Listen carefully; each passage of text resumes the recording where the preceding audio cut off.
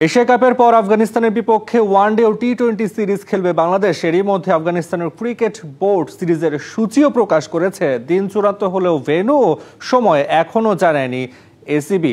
2 October টি-20 দিয়ে শুরু, 14 তারিখ সিরিজ শেষ হবে ওয়ানডে দিয়ে। বসন্ত বাতাসে ব্যস্ততা বাড়ছে বাংলাদেশ ক্রিকেটে। এশিয়া কাপের চ্যালেঞ্জ নেবার পর খেলতে হবে আফগানিস্তানের বিপক্ষে। আরব আমিরাতে 3টি টি-20 ও সমান ম্যাচের একটি ওয়ানডে সিরিজ খেলবে টাইগাররা। আফগানিস্তান ক্রিকেট বোর্ড প্রকাশ করেছে সূচিও।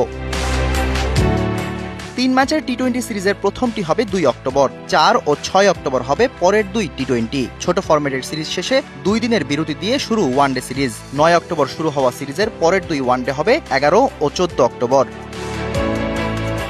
মূলত এটি গেল বছরের পিছিয়ে যাওয়া সিরিজের অংশ।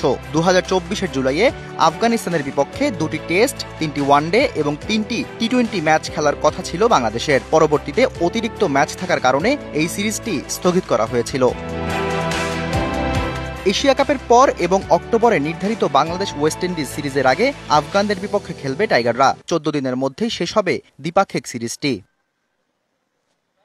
আফগানিস্তান সিরিজ শেষ করেই ঘরের মাঠে ওয়েস্ট ইন্ডিজকে আতিথেয়তা দেবে বাংলাদেশ দল।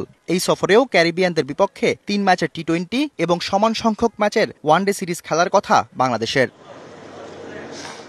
Shahriar Hossain, DBC news desk.